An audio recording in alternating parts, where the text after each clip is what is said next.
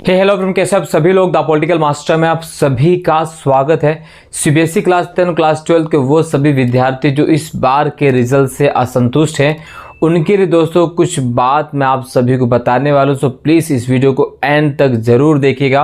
Video बीच में इसकी बिल्कुल भी मत कीजिए, क्योंकि दोस्तों वीडियो बहुत ही इंपॉर्टेंट होने वाली है। चैनल पर नए तो सब्सक्राइब कर दीजिएगा, वीडियो पसंद आए तो लाइक शेयर जरूर कीजिएगा। दोस्तों कुछ सवाल मैं आप सभी से पूछना चाहता हूँ। जी हाँ, वो सवाल जो आपको खुद अपने आप से पूछना चाहिए। सीबीएसई के रिज़ल्ट की बातें अभी छोड़ दीजिए, ये वो सवाल हैं जिन्हें आपको अपने आप से पूछना है। सीबीएसई ने तो गलती की ही है, बट क्या आप भी गलती कर रहे हैं, ये आपको सोचना होगा दोस्तों। तो वो कुछ सवाल दोस्तों जो मैं आपसे पूछ रहा हूँ, ये सीबीएसई सवाल नहीं, ये आपसे सवाल है, उन सभी विद्यार्थियों से सवाल है जो इस रिजल्ट से ना खुश हैं। ठीक है, तो पहला सवाल है, क्या अब आप अपने रिजल्ट से खुश हो गए? जी हाँ, क्या आप अब अपने रिजल्ट से खुश हैं? क्योंकि सीबीएसई के द्वारा कंपार्टमेंट का फॉर्म भी निकाल दिया गया है। आप कंपार्टमेंट अगर आपकी आई है तो आपसे अपने स्कूल में जाकर कंपार्टमेंट का फॉर्म भर सकते हैं। प्राइवेट कैंडिडेट जो है सीबीएसई के ऑफिशियल वेबसाइट पर जाकर अपना फॉर्म फिल अप कर सकते हैं। अगर आप अपने रिजल्ट से अब खुश हैं तो अब आपको कंपार्टमेंट की परीक्षा दे देनी चाहिए और आपके लिए बाकी कुछ भी नहीं रखा गया दोस्तों। और अगर आपका जवाब है नहीं, हम इस रिज़ल्ट से ना खुश हैं, तो आपके लिए बहुत ज़्यादा चीज़ें हैं अपने रिज़ल्ट को सुधारने के लिए। मैं ये बातें क्यों कह रहा हूँ दोस्तों, सिर्फ एक बार नहीं हुआ है, ऐसे हज़ारों केस उपलब्ध है मेरे सामने जहाँ पर विद्यार्थियों ने लड़ाई लड़ी और अपने आप को जीत दिलाया। जी हाँ, ऐसे बहुत सारे केस मैं आपको बता दूंगा जिसमें सीबीएसई ने गलत रिजल्ट दिया, उनकी गलती की वजह से उनका रिजल्ट खराब हुआ, लेकिन उन विद्यार्थियों ने अंततः हार नहीं मानी और अपना हक लेकर रहे। जैसा उन्होंने एग्ज़ाम दिया था उस आधार पर उनको नंबर मिला।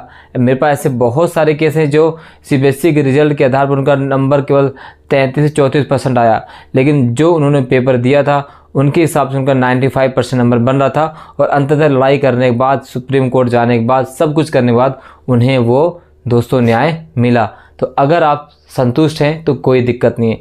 अगर आप इस रिज़ल्ट से खुश नहीं हैं तो अभी दुनिया आपके लिए बहुत बाकी है दोस्तों, इसके लिए आपको फाइट करना ही होगा, अन्यथा आप इसे स्वीकार कर सकते हैं।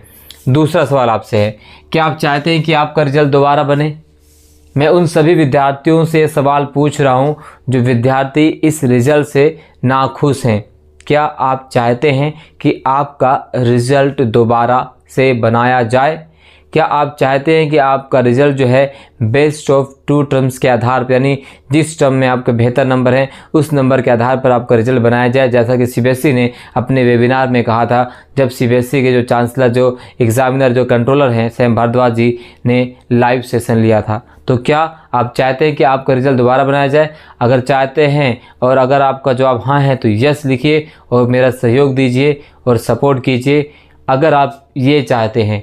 अन्यथा आप अपने रिज़ल्ट को स्वीकार कर सकते हैं, इसमें कोई दो राय नहीं है, वो बदलने वाला नहीं है जब तक आप खुद प्रयास नहीं करेंगे इसे बदलने के लिए। इसे अपने भाग्य के भरोसे बैठेंगे तो आपको सारा चीज़ आपसे छीना चला जाएगा दोस्तों। ये तो केवल रिज़ल्ट की बात है, आने वाले समय में आपको बहुत ज़्यादा कंपटीशन करना है, बहुत ज़्यादा फाइट करना है। अगर इस जंग में आप हार गए तो आने वाले महायुद्ध में कैसे आप लड़ेंगे? तो इसलिए दोस्तों आपको खुद सोचना होगा, खुद तय करना होगा कि आपको करना क्या है। तीसरा सवाल आपसे, क्या सीबीएसई की 2 परीक्षा की वजह से आपका रिजल्ट खराब हो गया? जिस प्रकार से सीबीएसई ने पहली बार इतिहास में, सीबीएसई के इतिहास में इस बार 2 भागों में एग्ज़ाम लिया गया, एक फर्स्ट टर्म जिसमें ऑब्जेक्टिव टाइप क्वेश्चन पूछे गए, दूसरा सेकेंड टर्म जिसमें सब्जेक्टिव टाइप क्वेश्चन पूछे गए। सीबीएसई ने 5 जुलाई 2021 के अपने सर्कुलर में कहा था कि जो फर्स्ट टर्म होगा उसमें 50% का वेटेज रहेगा, सेकेंड टर्म का भी 50% का वेटेज रहेगा, लेकिन रिजल्ट किस आधार पर 30-70 का दिया गया। तो क्या आप इन 2 परीक्षाओं के माध्यम से आपका रिजल्ट खराब किया? अगर आपका जवाब हाँ तो आपको इसके लिए फ़ाइट करनी होगी, क्योंकि दोस्तों मेरे पास खुद रिकॉर्डिंग, खुद सीबीएसई के जो अधिकारी हैं वो खुद कह रहे हैं इस 2 परीक्षाओं की वजह से रिज़ल्ट ख़राब हुआ है। वो रिकॉर्डिंग दोस्तों जल्दी मैं आपको सुनाने वाला हूं। और एक ऐसी व्यथा मैं आपको बताने वाला हूं जो एक बच्ची की है, जो कम से कम अपने रिज़ल्ट को लेकर इतना परेशान, इतना ज़्यादा रो रही है, इतना ज़्यादा अवसाद में पूछिए मत, उसे कितना समझाने के बाद वो बच्ची शांत हुई। ऐसे न जाने हज़ारों लाखों बच्चियाँ होंगी जो अपने रिज़ल्ट से परेशान हैं।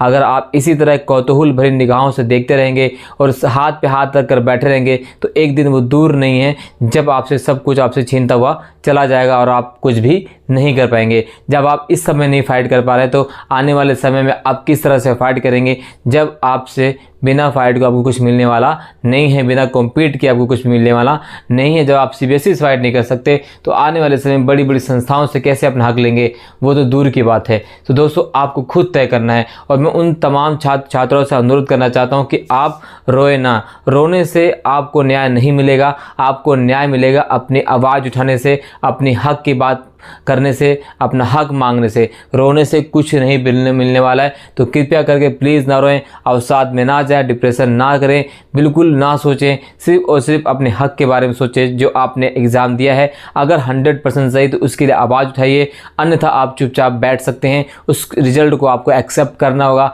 इसके अलावा और कुछ नहीं किया जा सकता है। अगला सवाल, टर्म 1 एग्ज़ाम बहुत अच्छा गया था आप सभी का, जिसमें किसी बच्चों के 40 में 40 आए हैं, 40 में से 35, 40 में से 30। लेकिन सेकंड टर्म एग्ज़ाम में क्या हो गया? क्या आपने सेकंड टर्म के एग्ज़ाम दिया ही नहीं? क्या आपके साथ ऐसा हुआ कि फर्स्ट टर्म आप एग्ज़ाम में बहुत अच्छा किया, सेकंड टर्म में आप एग्ज़ाम छोड़ के चले आए? अगर आपके साथ ऐसा है तो आप ये रिज़ल्ट एक्सेप्ट कर सकते हैं। लेकिन अगर ऐसा नहीं है तो आप इसके लिए आपको फ़ाइट करनी होगी। अगर आपका सेकंड टर्म एग्ज़ाम में फर्स्ट टर्म की तरह गया तो आपको ये चीज़ करनी होगी, अपने हक के लिए लड़ना ही होगा दोस्तों। जैसे मैं आपके साथ खड़ा हूँ, आपको भी खड़ा होना होगा और वो हर संभव कोशिश करनी होगी जिससे आपको न्याय मिल सके। तो अगर ये चीज़ आपके साथ हुई है तो आपको अंत तक खड़ा होना होगा दोस्तों। अगला सवाल, क्या आप अपने लिए स्टैंड लेना जानते हैं? क्या आप अपने लिए खुद लड़ना चाहते हैं? क्या आप अपना मददगार खुद बनना चाहते हैं? ये आपको तय करना है। कोई दुनिया आपकी मदद करने वाली नहीं है। पूरी दुनिया दोस्तों धोखेबाज है, पूरी दुनिया दोस्तों मतलबी है। कोई मतलबी इंसान मदद नहीं करने वाला है जब तक खुद आप मदद अपने आप को नहीं करोगे। तो खुद का स्टैंड खुद लीजिए, खुद अपने ऊपर अपने स्टैंड पर खड़े रहिए और अपने लिए आवाज़ उठाइए, अपनी आवाज़ खुद बनिए। किसी दूसरे से अच्छा आप खुद अपने के लिए लड़ाई कीजिए, क्योंकि एक अकेला इंसान बहुत कुछ कर सकता है। अगर आप में हिम्मत है, ताकत है, हौसला है तो आप बहुत कुछ कर सकते हैं। अरे एक चींटी जब सब कुछ कर सकती तो आप इंसान हैं, आप क्या नहीं कर सकते, है ना? तो आपके अंदर वो जज्बा होना चाहिए अपने लिए स्टैंड लेने का। सो प्लीज़ अपने लिए खड़ा रहिए, अपने लिए स्टैंड लीजिए और अपने हक के लिए लड़िए, ना कि किसी दूसरे के हक के लिए। क्योंकि यहाँ पर मैं देख रहा हूँ कि दूसरे के हक के लड़ने पर खुद किस किस तरह की बातें सुनने में आ रही हैं। हज़ारों लोग के बहुत सारे जो वो कहते हैं ना कि आपके बहुत सारे हेटर्स होते हैं, बट मैं शुक्रगुजार हूँ कि उन तमाम जो बच्चे मुझे देख रहे हैं, लाइक कर रहे हैं, शेयर कर रहे हैं, उनका बहुत शुक्रगुजार हूँ कि आप मेरे साथ खड़े हैं। हेटर्स तो होते रहते हैं, उनको गिनती में क्या गिनना।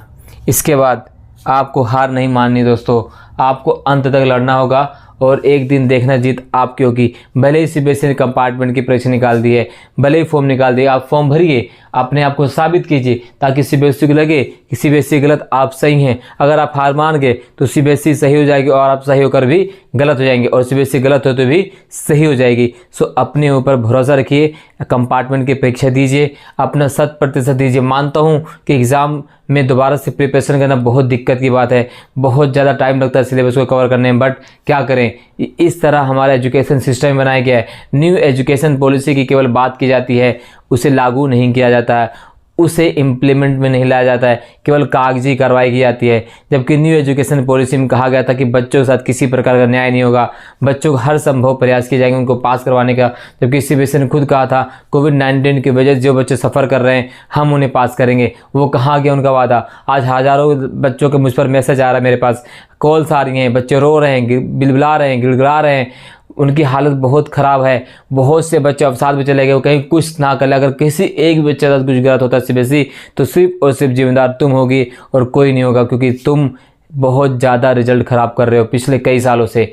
सो जिस प्रकार से बच्चे पिछले साल बिना एग्ज़ाम के पास हुए थे, तो इस बार भी बच्चे कोविड से इतने ही परेशान थे जितना पिछले साल। इस बार तो बच्चे पेपर देकर भी पास नहीं हो पाए। तो वो चीज़ें कहाँ गए आपके वादे कि हम बच्चे के साथ अन्याय नहीं होना देंगे। सो प्लीज़ अगर मेरी आवाज़ आप सभी तक पहुंच रही है तो इस आवाज़ को ज़्यादा से ज़्यादा बुलंद करें ताकि हर बच्चों को न्याय मिल सके।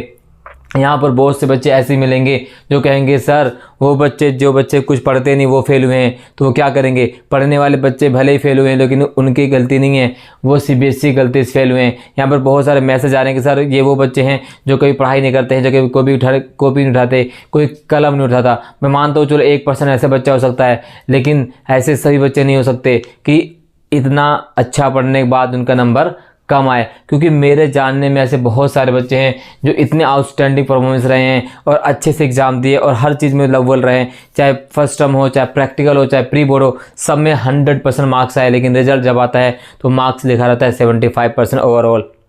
तो ये अन्याय नहीं है तो क्या है? जब मेरे सामने ऐसा हुआ है, मेरे जानने में ऐसा हुआ है, तो ना जानने में कितना हज़ारों लाखों संख्या में बच्चों के साथ ऐसा हुआ है। तो मैं आप सभी से हाथ जोड़कर रिक्वेस्ट कर रहा हूँ कि आप सभी बच्चों के लिए फेवर में बात करें, चाहे आप सेटिस्फाइड हैं चाहे नहीं हैं, लेकिन जिन बच्चों के साथ अन्याय किया गया है उनके साथ न्याय करवाइए, मिलकर साथ खड़े, कदम से कदम मिलाइए। क्योंकि आप सभी भी लोग छात्र हैं जो सफलता की सीढ़ियों पर चढ़ चुके हैं, जो अपनी मंजिल को प्राप्त कर चुके हैं और जो मंजिल तक पहुंचने से पहले धकेल दिए गए हैं, उनके लिए भी आपको काम करना है। तभी तो हमारा हिंदुस्तान हमें हमेशा के लिए याद किया जाता है। एकता के सिद्धांत पर काम करता है, सार्वभौमिकता पर विश्वास करता है, समानता के सिद्धांत पर विश्वास करते हैं हम, और हम विविधता हो तो भी एक हैं। यही तो हमारा मुल्क है, हमारा देश है। यही तो हमारी खूबी है कि जो लोग जिसको जानबूझकर फेल कर दिया गया है उनके लिए हम सबको खड़ा होना होगा, चाहे हम पास हैं चाहे फेल, चाहे कंपार्टमेंट चाहे इम्प्रूवमेंट। इसलिए छात्र एकता जिंदाबाद। आपको अपने हक के लिए लड़ना होगा और लड़ना ही होगा। इस वीडियो को यहीं समाप्त कर दो दोस्तों। बहुत बहुत धन्यवाद। जय हिंद।